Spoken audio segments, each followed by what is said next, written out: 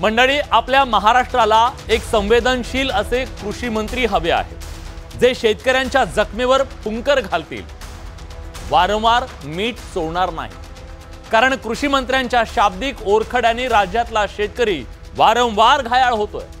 ज्यांना शेतीतले ढेकळं कळत नाही, अशा कृषी मंत्र्यांकडून मदतीच्या हातांची शेतकऱ्यांना अपेक्षाच नाहीये। कृषी मंत्री माणिकराव कोकाटे काय म्हणाले? आम्ही उभ्या पिकाचे पंचनामे करतोय, ढेकळांचे पंचनामे करायचे का? हे बोलताना त्यांच्या चेहऱ्यावर किती उद्विग्नता, किती अरोगन्स आहे, तो किती राग आहे। आणि हा राग कसलाय? सतत पंचनामे करावे लागतायत याचा, की सतत मदत करावी लागते याचा? किती मदत केली तरी रडतात साले, ही जी व्यवस्थेची जुनी मानसिकता आहे ना, ती शेतकऱ्यांना चांगली माहिती आहे। कृषी मंत्र्यांनी सांगावं, राज्यातला कोणता शेतकरी त्यांना म्हणाला की आमच्या शेतातल्या काळ्या ढेकळांचे पंचनामे करा? मंत्री महोदयांना हे सांगायला हवं की खोटी कागदपत्र देऊन सरकारी घरं लाटणे एवढं सोपं नसतं हो। शेतकऱ्यांना सरकारी मदत पदरात पाडून घेणं, त्याला झगडावं लागतं इथल्या निबर कातडीच्या व्यवस्थेशी, निकषांच्या अडथळ्यांशी। तेव्हा कुठे त्याच्या पदरात सरकारी मदतीचे 4 पैसे पडत असतात। अजूनही हजारो शेतकरी वाट पाहत आहेत की कोणीतरी येईल आणि आपल्या बर्बादीचा पंचनामा करेल। आम्ही रोज त्या शेतकऱ्यांचा आक्रोश तुम्हाला दाखवतोय। यावर्षीचं संकट अभूतपूर्व आहे। जिवंत माणसांच्या हयातीत पडला नाही एवढा पाऊस मे मध्ये पडला। हातातोंडाशी आलेला घास मातीमोल झाला। उभ्या पिकाचे पंचनामे करताय, हे सरकार उपकार करत नाहीये।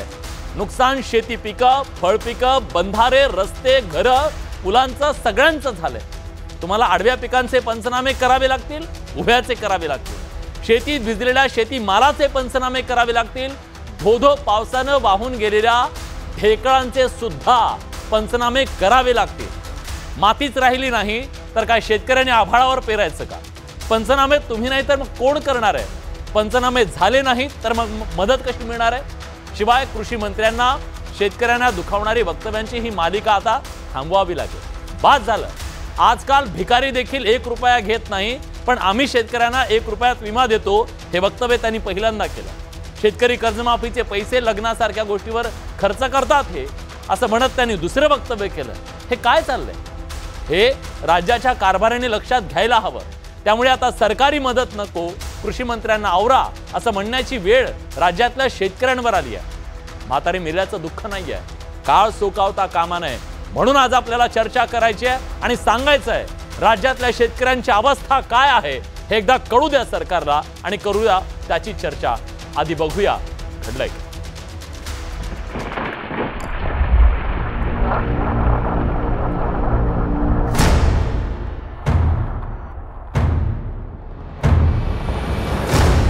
कृषी मंत्री साहेब, वैरी बनून आलेला पाऊस कष्टानं पिकवलेला तुमचा घास वाहून नेत होता, तेव्हा तो वाचवण्यासाठी भगीरथ होऊन आडवा झालेला हा शेतकरी तुम्हाला आठवतो का?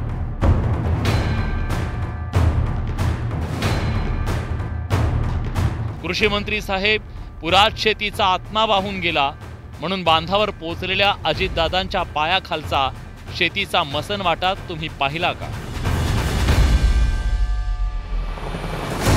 उन्हाळी पीक काढून ठेवलं, त्यात पावसानं माती कालवली म्हणून शेतकऱ्यांना अन्न पाणी गोड लागत नाही।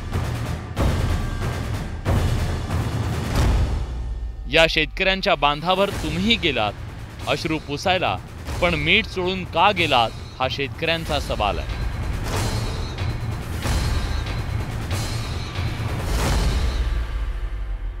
शेतकऱ्यांचं असं म्हणणं आहे की उभ्या पिकांचे पंचनामे केले जात आहे बुवा असं। ज्या हार्वेस्टिंग झालेले त्यांची पंचनामे करून काय करणार आहे? ढेकळाचे पंचनामे करायचे? नाही, कांदे वगैरे ज्या पोळी वावरात खराब होत चालल्या, वावरात आहेत त्यांचेच पंचनामे होतील। जे घरात आणून ठेवले त्याचे पंचनामे करताय ना, त्याचे पंचनामे करणं अवघड आहे, ते नियमात बसत नाही। साडीतले नाही, कांदा काढून पडलेला आहे शेतामध्ये, जो काढून पडला आहे शेतात कांदा असेल तर त्याची पंचनामे करते। शेतात जे काही पिकं असतील त्याचे पंचनामे रीतसर होतील। ढेकळांचे पंचनामे करा असं म्हणणारा एक शेतकरी या राज्यात नाही, पण पंचनामे नीट होत नाहीत ही शेतकऱ्यांची व्यथा त्यांनी कृषी मंत्र्यांसमोर मांडली। कृषी मंत्री म्हणतायत तसं केवळ उभ्या पिकाचे पंचनामे केले जातील, ढेकळांचे पंचनामे करायचे का असं कृषी मंत्री म्हणतात, तेव्हा त्यांना माहीत असायला हवं की पावसानं फक्त उभ्या पिकाचं नुकसान केलं नाही तर बाजारातल्या शेतीमालाचं नुकसान केलंय, बांधाचं नुकसान केलंय, नांगरून ठेवलेल्या शेतातले ढेकळं सुद्धा वाहून गेलेत. पंचनामा करायलाही ते आता उरले नाहीत. त्याचा पंचनामा कोण करणार हा सवाल. त्या कांद्यावर खूप अपेक्षा ठेवलेल्या आम्ही, पण पाऊस असा अवकाळी पाऊस येईन आम्हाला पण नव्हतं माहिती. सगळा शेतातच कांदा होता, शेताच्या बाहेर काढला तरी तो पाण्यातच आहे. आता आम्ही नेमकं पुढचा खर्च कसा करायचा, परत आता उद्याच्याला पेरणी आली जवळ, त्याचं बी कुठून आणणार, काय करणार, सगळं बंद झाल्यासारखे झालेत आम्हाला रस्ते. आमचा सगळा कांदा अक्षरशः आमची 5 महिन्याची मेहनत सगळी पाण्यामध्ये आहे. मे मध्ये अवकाळी पाऊस पडतो, पण यावर्षी पावसानं आजवरचे सगळे रेकॉर्ड तोडले.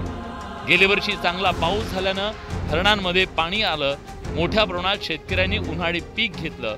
पण ऐन काढणीच्या वेळी पावसाळ्यात पडावा तसा तुफान पाऊस मे मध्ये बरसला. शेतकऱ्यांच्या तोंडचा घास हिरावला गेला.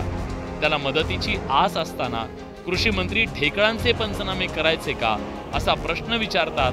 त्यातून त्यांची असंवेदनशीलता दिसते असं म्हणत शेतकरी नेत्यांनी कृषी मंत्र्यांवर शाब्दिक ढेकळांचा मारा केला.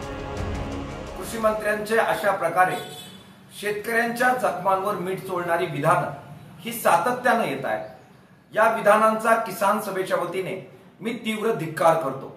माणिकराव कोकाटे यांच्या जिभेला हार आहे नाही आहे मला माहिती नाहीये. जर त्यांनी शेतात येऊन बघितलं तर त्यांना नुकसान दिसलं असतं, परंतु नेहमीच शेतकऱ्यांच्या विरोधात बोलणं आणि नेमके ते कृषी मंत्री आहे. ढेकळाचा पंचनामा करायचा किंवा या ढेकळाचा व्हॅल्यू जेव्हा हा ढेकूळ डोक्यात पडेल त्यावेळेस माणिकराव कोकाट्यांना कळेल. खरं तर कृषी मंत्री राज्याच्या शेतकऱ्यांचे प्रमुख आहेत. आशा आहेत मंत्रिमंडळाच्या बैठकीत बसून त्यांनी शेतकऱ्यांची बाजू भक्कमपणे मांडण्याची, प्रशासनाला कामाला लावण्याची, शेतकऱ्यांना संकटात मदतीचा हात देण्याची जबाबदारी त्यांच्यावर आहे. अशा वेळी एका पाठोपाठ एक अशी वादग्रस्त वक्तव्य करून वादाचं मोहोळ उठवलं गेलंय. हे बघा, कुठल्याही योजनेमध्ये 2-5% गैरप्रकार तर होतच असतात. आणि दुसरी गोष्ट, योजनेमध्ये गैरप्रकार होतो म्हणजे योजना बंद केली पाहिजे किंवा योजना बंद करावी या विचाराचा मी नाही आहे. तुम्हाला क्रॉपला पैसे आहेत, शेततळ्याला पैसे आहेत, सगळ्याला पैसे आहेत. भांडवली गुंतवणूक कोण करतं? सरकार. शेतकरी करतं का? शेतकरी म्हणतो विम्याचे पैसे पाहिजे, याचे पैसे पाहिजे, मग साखरपुडे करा, मग लग्न करा. भिकारी सुद्धा 1 रुपया घेत नाही हो. आणि आम्ही 1 रुपयावर विमा देतो गव्हर्नमेंट, त्याचा गैरफायदा लोकांनी घेण्याचा प्रयत्न केला.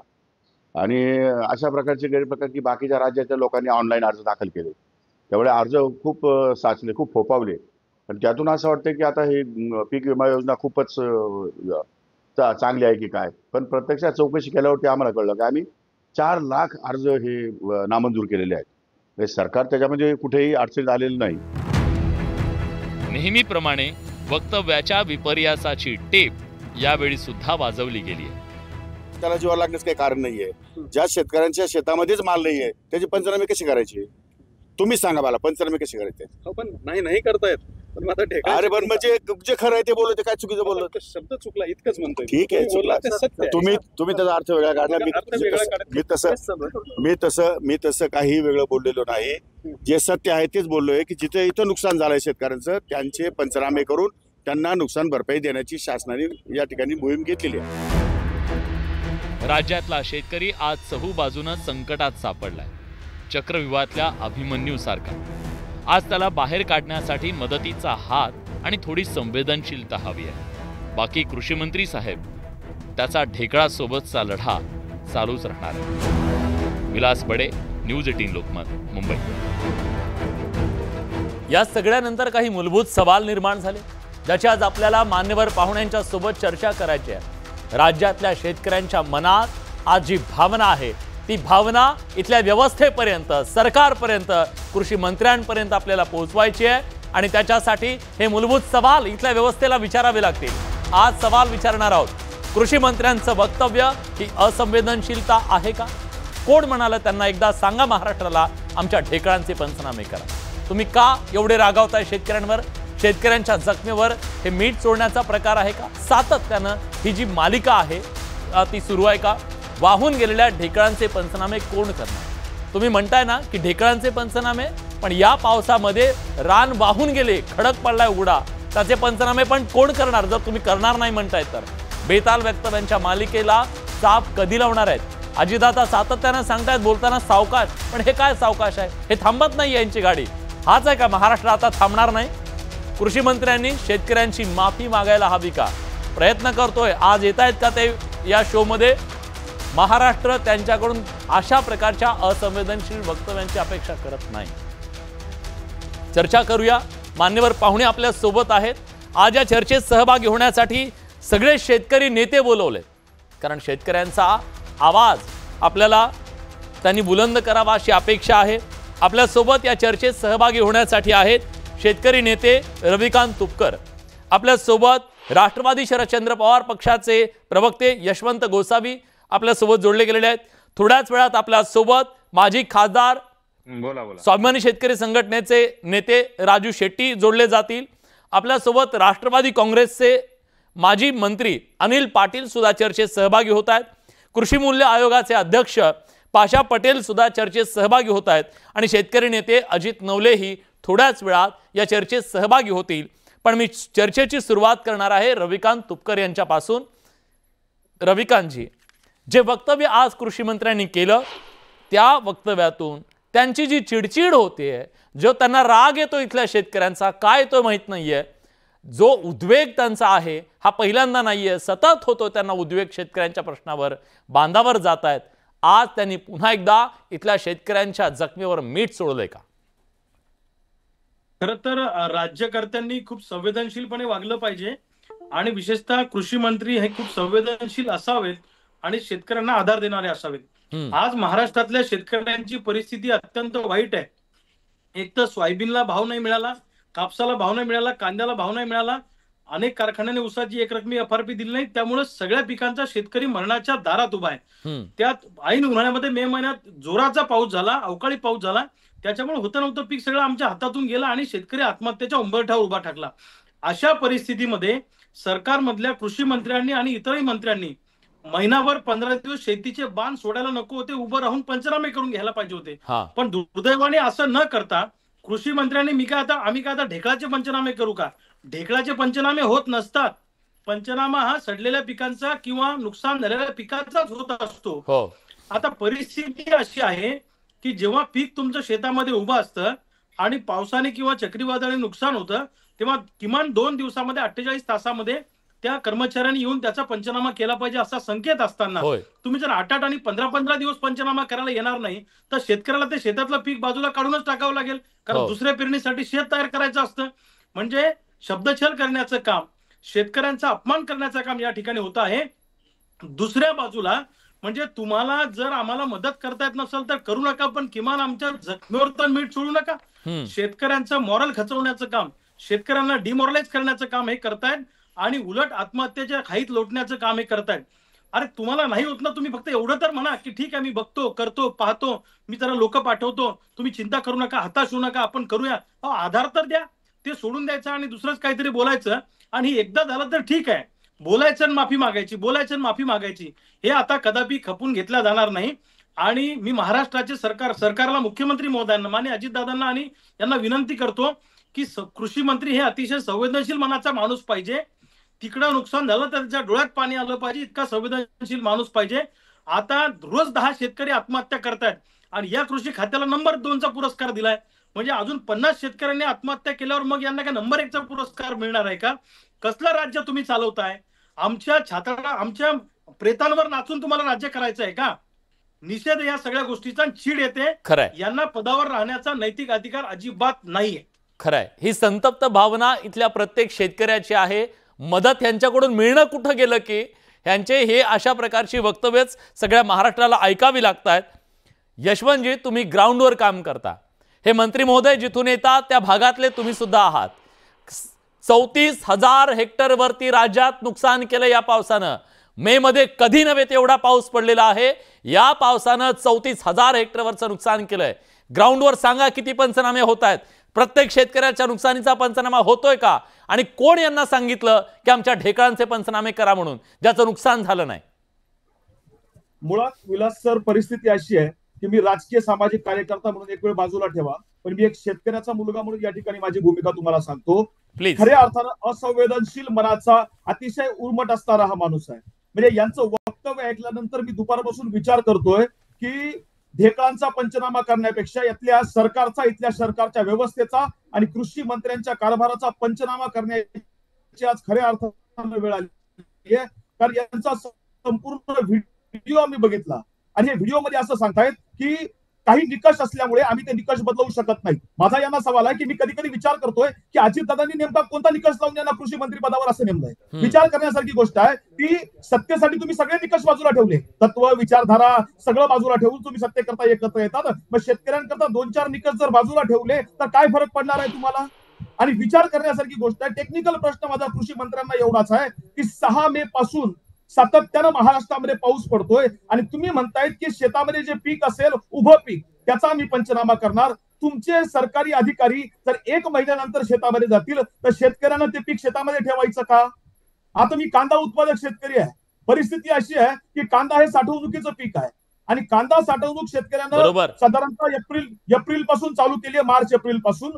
आणि या मे महिन्यातल्या पावसामुळे चाळीमध्ये ठेवलेला कांदा सुद्धा हा मोठ्या प्रमाणात सडतोय. अक्षरशः संपूर्ण चाळीच्या चाळी सडल्यात कांद्याच्या. मग त्या कांद्याचा पंचनामा कोणी करायचा? आज परिस्थिती अशी आहे.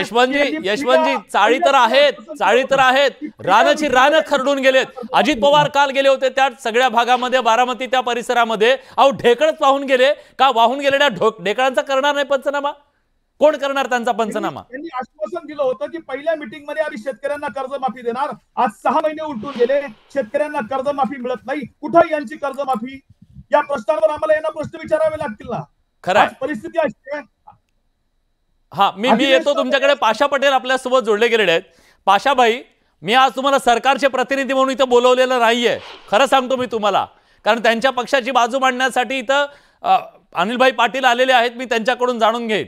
आज इथं शेतकरी नेता म्हणून मला सांगा, तुमच्या तळपायाच्या आग मस्तकात जायची शेतकऱ्यांच्या विरोधात कोणी काय बोललं तर सांगावं. या सरकारला कोण म्हणाला आमच्या ढेकळांचे पंचनामे करा? शेतकरी मूर्ख आहेत? कोण असं म्हणेल की आमच्या नुकसान झालेलं नाही त्याचा पंचनामा करून मदत द्या? काय चाललंय हे योग्य आहे का? तुम्हाला समर्थन करता का या सगळ्या गोष्टींचं? विलासजी, मी काय म्हणतो की विषय अत्यंत गहन आहे.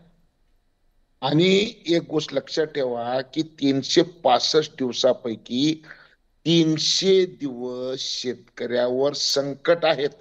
ही आता पहिलेचे दिवस राहिलेले नाहीत.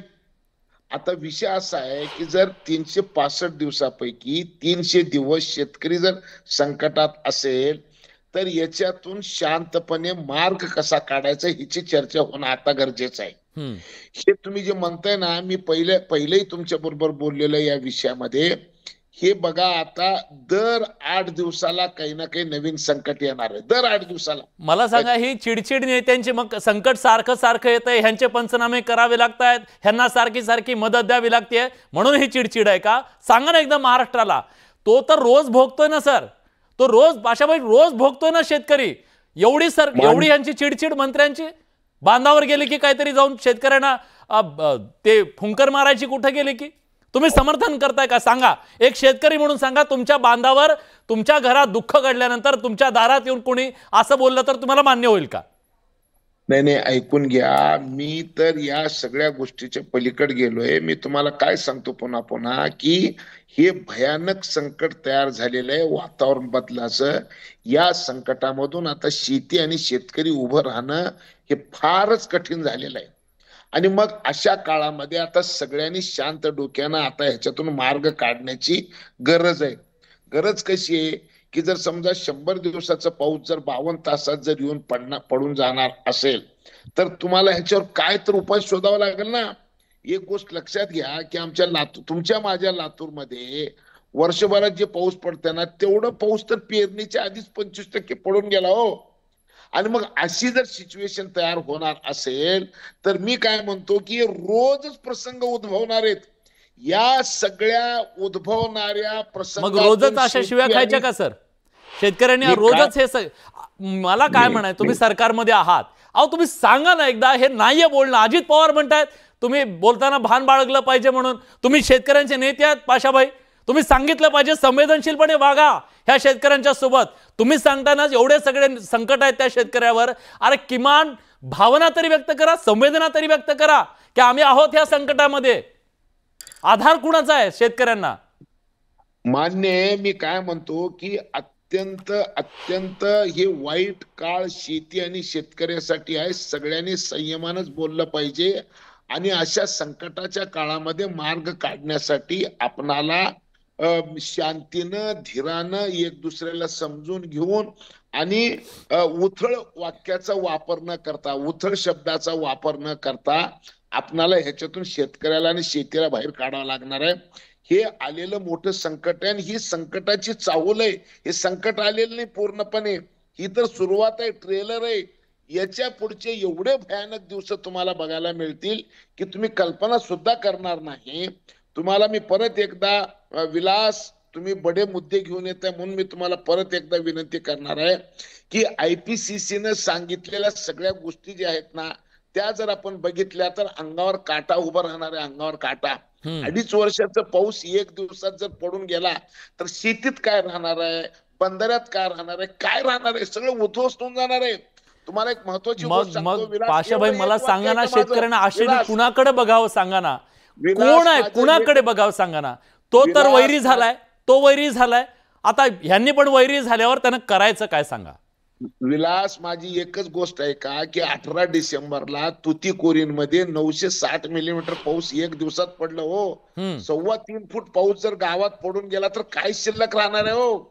तर मला तुम्हाला एक गोष्ट सांगायची आहे की आपण सगळ्यांनी मिळून, तुम्ही मी सगळ्यांनी मिळून आता शेती आणि शेतकरी, अशा संकटामध्ये शेती आणि शेतकरी वाचवण्यासाठी काय करणं गरजेचं आहे याची चर्चा, याचा मार्ग आपण सगळ्यांनी शांतपणे शोधावा लागणार आहे.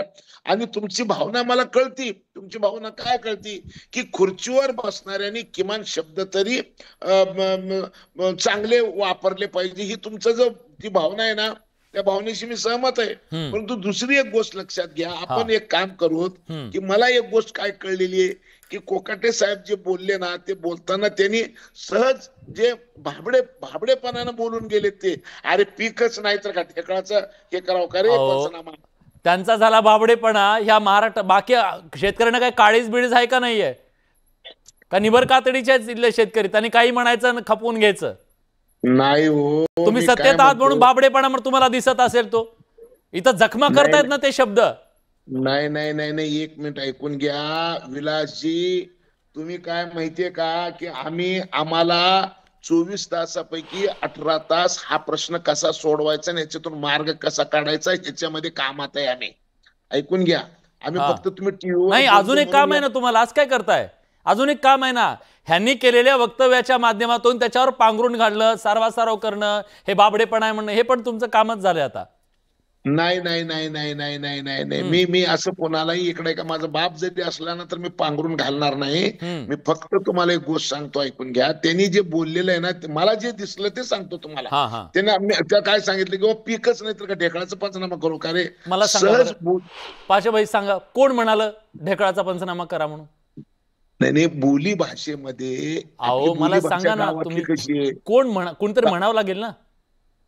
नाही बरोबर आहे. मी काय म्हणतो, तिथं ज्या शेतकऱ्यांनी प्रश्न विचारला ना कृषी मंत्र्यांना की साहेब आता लई पाऊस पडला हो, याचे पंचनामे करा, तर मला असं जे दिसलं ते सांगतो की अरे पिकं उभी असल्यानंतर आपण पंचनामा करू शकतो, इथं पिकच नाही तर का ढेकळाचं करावं का रे, असं सहज बोललेलं आहे हो. ते मुद्दाम बोललेलं नाहीये. माझी एक तुम्हाला विनंती आहे की आपण कसं आहे माहितीये का, आपली ढोबळ गावात वापरणारी मराठीनं आपण आपल्या गावातल्या लोकांकडे आपण काय बोलतो, गावातला माणूस काय बोलतो, त्याचा अर्थ आपण काय. यशवंतराव पटतंय का हे पटतंय का?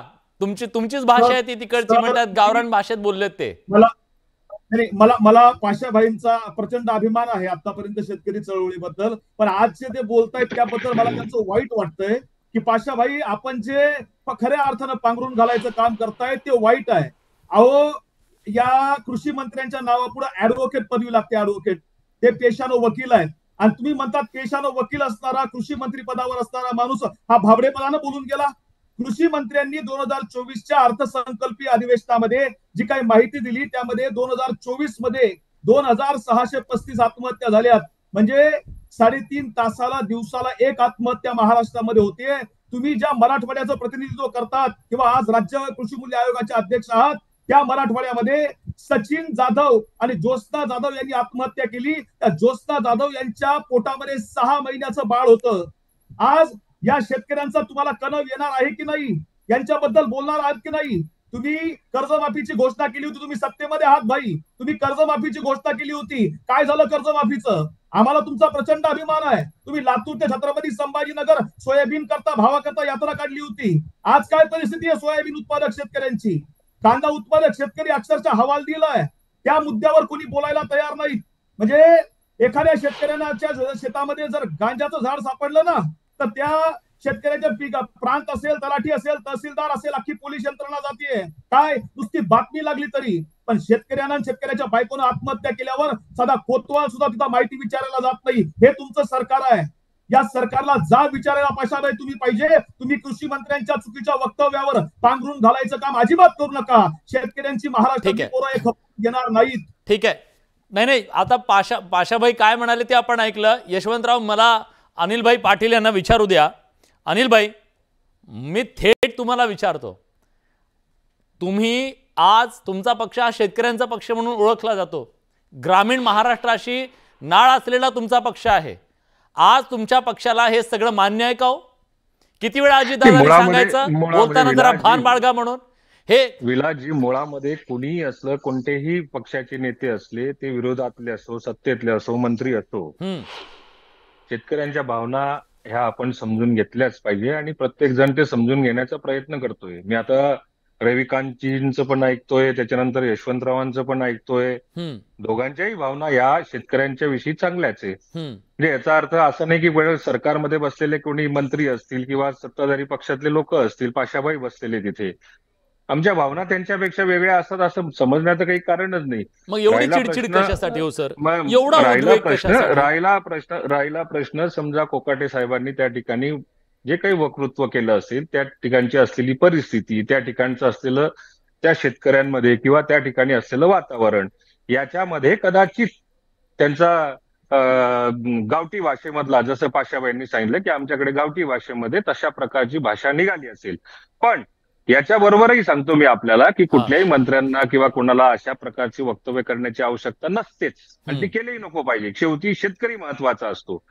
ज्या ठिकाणी अवकाळी पाऊस पडलेला असतो, अतिवृष्टी झालेली असते, अवकाळी पाऊस जर का पडला असेल, मे महिन्यामधला जर का पाऊस असेल, तर त्या ठिकाणी जमीन खरडून जाते आणि त्या खरडून गेलेल्या जमिनीपासून शेतकऱ्यांसाठी फार मोठ्या प्रमाणावरती मागच्या युती सरकारने शेवटच्या 2.5 वर्षामध्ये 17,500 कोटी रुपये वाटलेले आहेत. खरंय, त्याचा साक्षीदार मी आहे, त्या खात्याचा मी मंत्री होतो. बरोबर आहे. म्हणून तर सर ही जी गोष्ट आहे ना, खरडून जाणाऱ्या जमिनीला समजा पंचनामा जर का करायचा असेल, तर त्याचे स्टँडिंग ऑर्डर राज्याचे जे प्रमुख असतात मुख्यमंत्री, त्यांनी त्या जिल्ह्याच्या जिल्हाधिकाऱ्यांना जसा पाऊस पडतो तसा आपण पंचनामा सुरू केला पाहिजे, अशा ऑर्डर्स यापूर्वी मागच्या सरकारमध्येही दिलेल्या होत्या, आताही त्या दिलेल्या असतील. त्यामुळे मंत्र्यांनी सांगितलं काय, ढेकळांचे पंचनामे करायची किंवा नाही करायची, या गोष्टीला काही एक अर्थ नाही. सरकारचे स्टँडिंग ऑर्डर असतात. 65 mm वर पाऊस पडला, तुम्ही पंचनामे सुरू करा. नुकसान झालं, पंचनामे सुरू करा. मे महिन्यात पाऊस पडला, ऐका ना, पंचनामे करा. अजितदादा परवा बारामती आणि त्या परिसरामध्ये जे नुकसान झालं ते बघायला गेले होते. मी आता दृश्य सुद्धा तुम्हाला दाखवतो, रिपोर्टमध्ये दाखवलं ते. दादा जिथं गेले त्या सगळ्या भागामध्ये अहो मातीचा ढेकूळ नव्हता, सगळं वाहून गेलं आणि सगळे शेतकरी दादांना सांगत होते इथं काय परिस्थिती. तुम्ही बारामतीचं उदाहरण देतायत. मी संपूर्ण महाराष्ट्रामध्ये मे महिन्यामध्ये पाऊस पडला असेल, कांद्याचं नुकसान झालं असेल, आमच्या जळगाव जिल्ह्यात केळीचं नुकसान झालं असेल, मक्याचं नुकसान झालं असेल, शेतकऱ्यांचं सर्व प्रकारचं सर्वदूर महाराष्ट्रामध्ये नुकसान झालेलं आहे. म्हणजे याचा अर्थ शेतकऱ्यांना वाऱ्यावर सरकार सोडेल असं मला काही वाटत नाही. योग्य वेळी त्याचा योग्य निर्णय होईल. राहिला पंचनाम्यांचा प्रश्न, तर पंचनाम्यांचे ऑर्डर्स या कृषी विभागापेक्षा मदत पुनर्वसन की आपले राज्याचे प्रमुख जे असतात त्यांनी त्या ऑर्डर दिलेल्या असतात.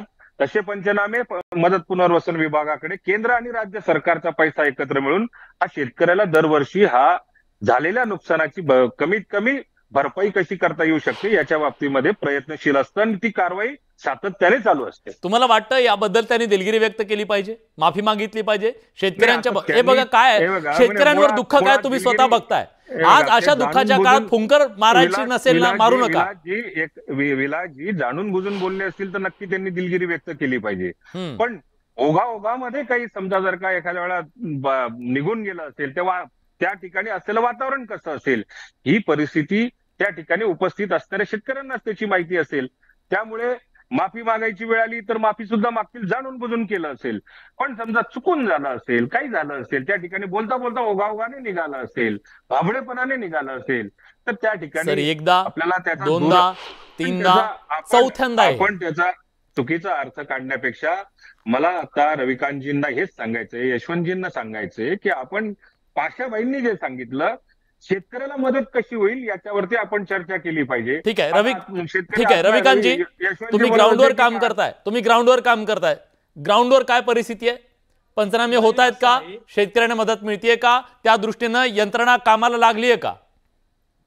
अनिल भाऊ, मी तुम्हाला सांगेन की आता मी ग्राउंड लेवलला राज्याचा दौरा करतोय गेल्या 15 दिवसापासून. पंचनामे करण्यासाठी आम्ही 8-8 दिवस फोन करतोय तहसीलदारांना. तिथला तलाठी पंचनाम्याला लवकर जायला तयार नाही, कृषी सहाय्यक जायला तयार नाही. मग त्या लोकांनी पीक शेतात किती दिवस ठेवायचं? ग्राउंड लेवलची परिस्थिती हाताच्या बाहेर गेलेली आहे. आणि बघा, एकदा मुंबईवर हल्ला झाला, बॉम्बस्फोट झाला, तेव्हा स्वर्गीय आर पाटील असं बोलले होते की बडे बडे शहरों में ऐसी छोटी मोठी घटना होती रहती, तर एवढ्या वाक्यावरून त्यांना राजीनामा द्यावा लागला होता. कुठलाही नेता किंवा कुठलाही लीडर, कुठलाही मिनिस्टर हा लिसनर असला पाहिजे, गुड लिसनर असला. दादांनी सुद्धा प्रायश्चित्त घेतलं होतं आणि त्यानंतर कानाला खडा लावला. दादांनी पण प्रायश्चित्त घेतलं होतं.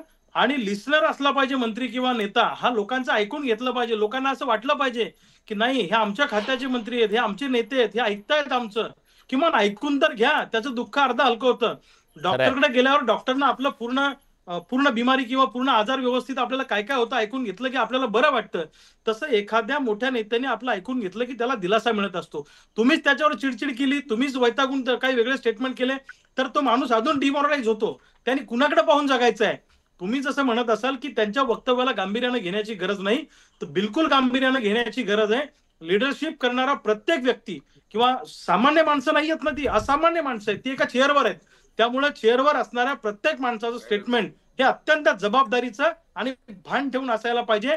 लोकांना आधार देणारं असलं पाहिजे. ग्राउंड लेवलची परिस्थिती हाताच्या बाहेर गेलेली आहे.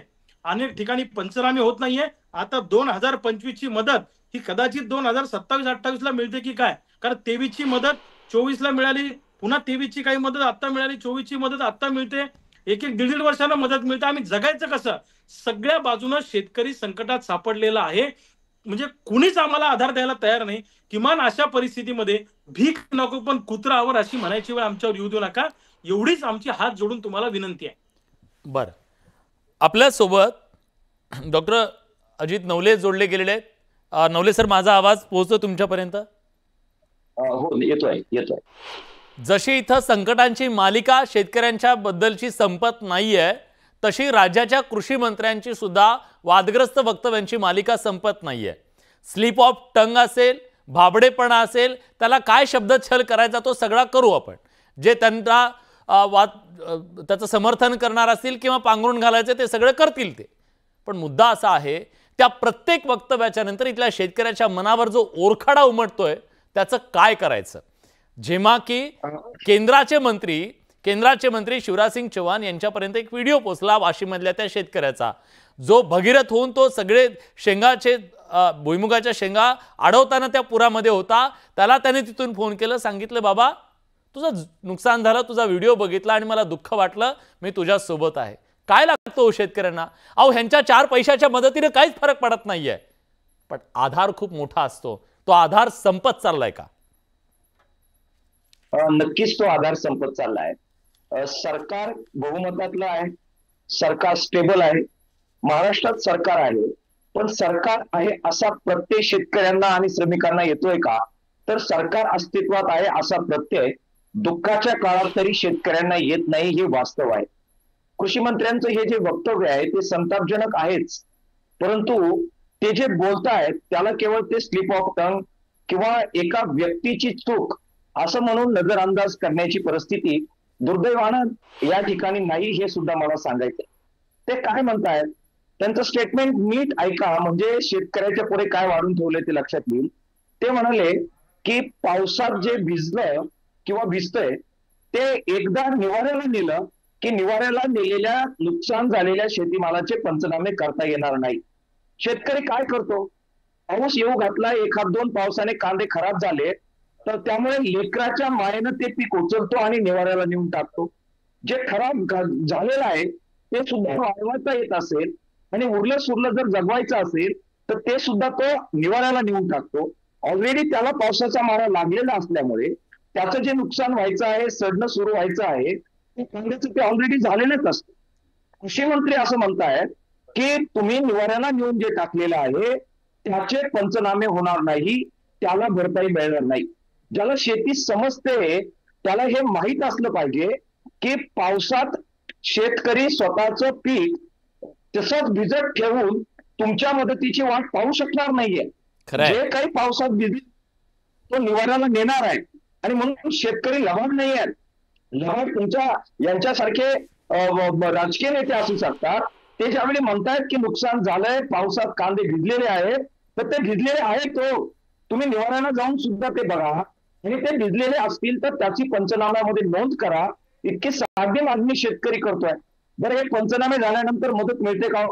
मी आपल्या सांगितलं की महाराष्ट्रभर आम्ही फिरतोय. विदर्भाचा सगळा दौरा झाला, मराठवाड्याचा झाला, कोकणामध्ये आम्ही शिरलो. त्या सगळ्या ठिकाणी कोणताही अधिकारी पंचनाम्याला पोहोचलेला नाही. आणि तुम्ही विचारा की पंचनाम्याबद्दल शेतकरी सुद्धा निराश आहे.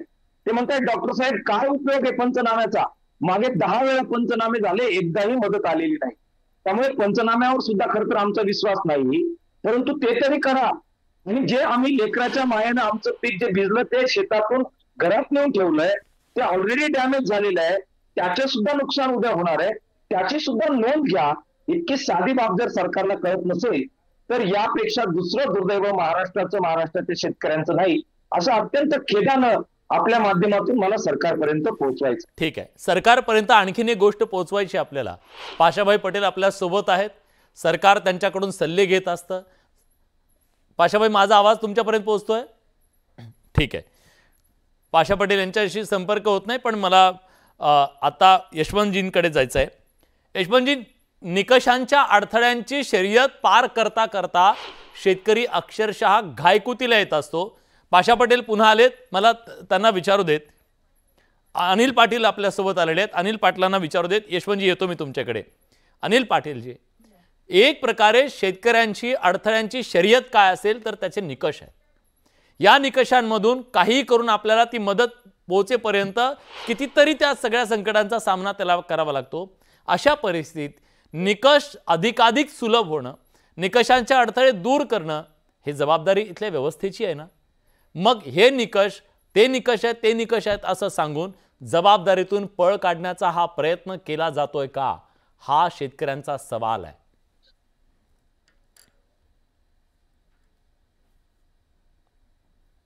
विलासजी, मला तुमचं बरोबर कळत नाहीये, कारण माझं ते ब्लूटूथ त्याच्याशी कनेक्ट होत नाही बरोबर. बरं, माझा प्रश्न असा होता की अडथळ्यांची शर्यत म्हणजे निकष आहेत इथं, हे निकषांचे जे वेगवेगळे निकष सांगून त्याची भीती दाखवली जाते, एक प्रकारे जबाबदारीतून पळ काढला जातोय का? नाही नाही, अजिबात नाही. जबाबदारीतून शासन पळ काढण्याची काही आवश्यकता पण नाही वाटत, आणि ती जबाबदारीतून आजपर्यंत कुठल्या शासनाने पळ काढलेला आतापर्यंत मला तरी काही अनुभवात आला नाही. जसं नुकसान झालं असेल त्याचे पंचनामे ताबडतोब कलेक्टर आणि कृषी विभागाच्या माध्यमातून हे स्थानिक स्तरावरती त्या ज्या जिल्ह्यात झाले पाहिजे, आणि सरकारकडे त्या स्वरूपाचा प्रस्ताव कमिशनरच्या माध्यमातून आल्यानंतर शेतकऱ्याला लवकरात लवकर आपण अशा वेळी मदत केली पाहिजे, ही भावना सरकारची नेहमीच राहिलेली आहे. आणि मला असं वाटतं आता सुद्धा ती राहील. पळ काढण्याचा काही एक विषय याच्यात राहू शकत नाही, आणि ती काढण्याची आवश्यकता नाही, कारण याच्यासाठी मदतीचा हातभार जो असतो तो केंद्राचाही त्याच्यात सहभाग असतो, राज्याचा पैसा त्याच्यामध्ये टाकलेला असतो. त्यामुळे शेतकऱ्याकरता हे सरकार आधीही उभं होतं आणि पुढेही राहणार. एक सांगा, तुम्ही राज्याचे मदत पुनर्वसन मंत्री राहिलाय. मे मध्ये तुम्ही आतापर्यंत सगळे सांगतायत की आमच्या हयातीत अशी परिस्थिती बघितलेली नाहीये. तुम्ही जवळून ह्या सगळ्या संकटांचा सामना केलेला आहे महाराष्ट्राचे एक मंत्री म्हणून. यावर्षी मे मध्ये पावसाळ्यात पाऊस पडावा तशा पद्धतीने पडला आणि उन्हाळी पिकाला गाठलं काढणीच्या वेळेला, जेव्हा हातातोंडाशी तो घास आला. हे संकट किती मोठं आहे, याची भीषणता किती दिसते तुम्हाला? विलासजी, ज्या पद्धतीने मे महिन्यामध्ये अशा स्वरूपाचा अवकाळी पाऊस पडतो, जसं आता पाशा पटेल साहेबांनी ज्या वेळेला सांगितलं आपल्याला की पावसाचं प्रमाण हे काही आता निश्चित राहिलेलं नाहीये. कधी कधी एकदम महिन्याचा महिना कोरडा होऊन जातो आणि आल्यानंतर असा काही पाऊस येतो की तो 200 mm, 400, 350 mm, 200-250 mm च्या आसपास तो पाऊस पडतो आणि तो एक ठराविक काळामध्ये पडतो. आणि अशा स्वरूपामध्ये धोधो पाऊस पडल्यानंतर त्या शेताचं नुकसान, जे खरडून जाण्याचं प्रमाण खास करून मे महिन्यामध्ये जास्त बघायला मिळतं, ते खरडून गेलेलं जे नुकसान झालेलं असेल त्याच्यासाठी शेतकऱ्यांसाठी पाठीमागे सरकार मदत पुनर्वसन विभाग नक्की उभं राहतं. मला तुमचा प्रश्न नक्की कळला नाही, मी एक तुमच्या ओठांवरून फक्त अंदाज घेतला आणि आता बोलतोय. तांत्रिक काहीतरी अडचण आहे, काहीतरी मी ती अडचण दूर करण्याचा प्रयत्न करतो, सांगतो आमच्या टीमला. पाशाभाई, माझा आवाज पोहोचतो तुमच्यापर्यंत? हा, येतो. बघा, साधारणपणे शेतकऱ्यांना सरकारी मदत मिळवून देण्यासाठी सगळ्यात मोठी अडचण काय आहे, तर बऱ्याचदा ते निकष असतात. ते निकष त्या अडथळ्यांची शर्यत पार करावी लागते शेतकऱ्यांना.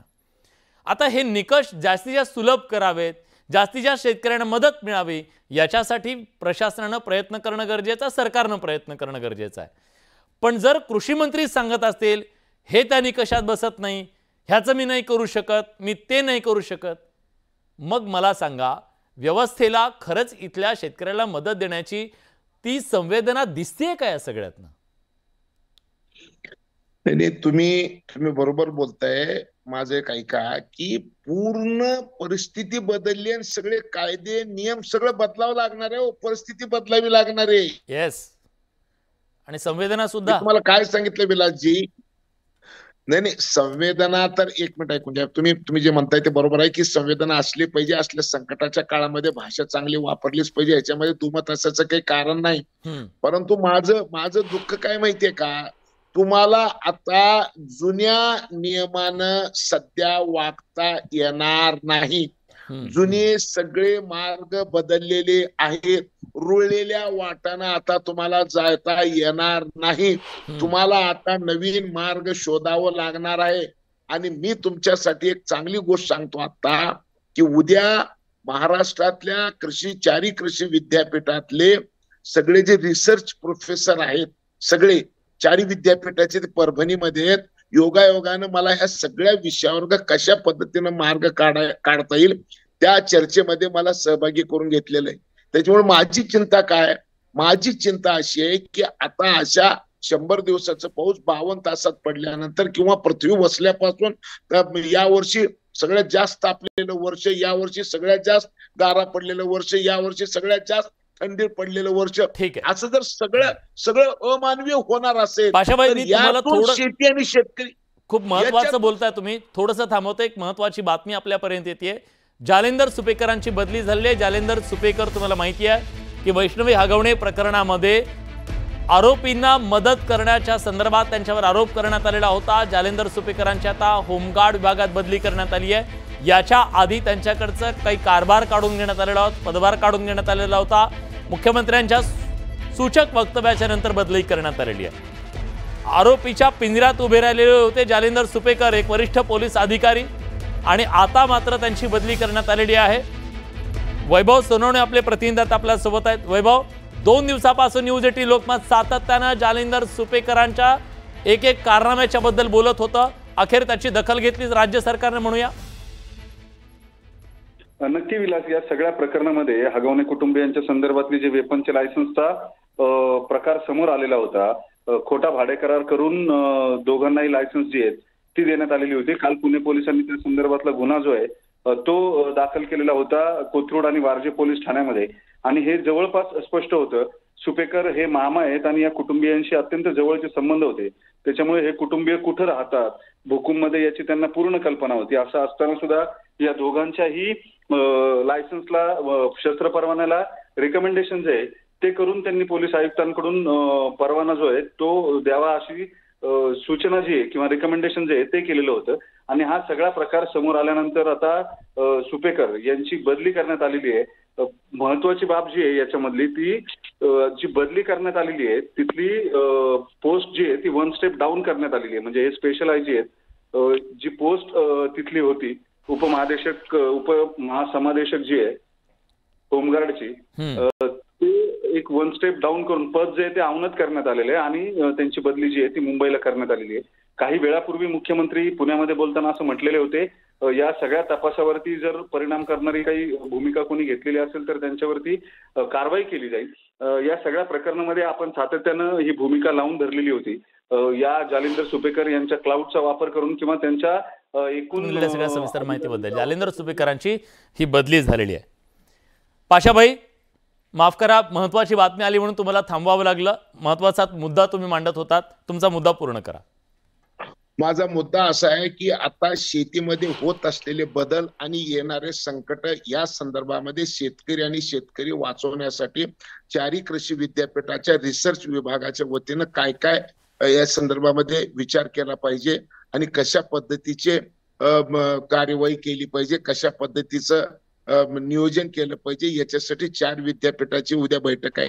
योगायोगाने या बैठकीला मला बोलवण्यात आलेलं आहे आणि म्हणून मी काय म्हणतो की मला ह्या सगळ्या संकटातून माझी चिंता अशी आहे की या उद्भवलेल्या परिस्थितीतून येणाऱ्या संकटातून शेती आणि शेतकरी वाचवण्यासाठी आता कुठल्या कुठल्या गोष्टीची आवश्यकता आहे आणि कसला मार्ग याला शोधावा लागणार आहे ही चिंतेची बाब आहे आणि हे शोधण्याचं काम आम्ही आमच्या परीने करणार आहे.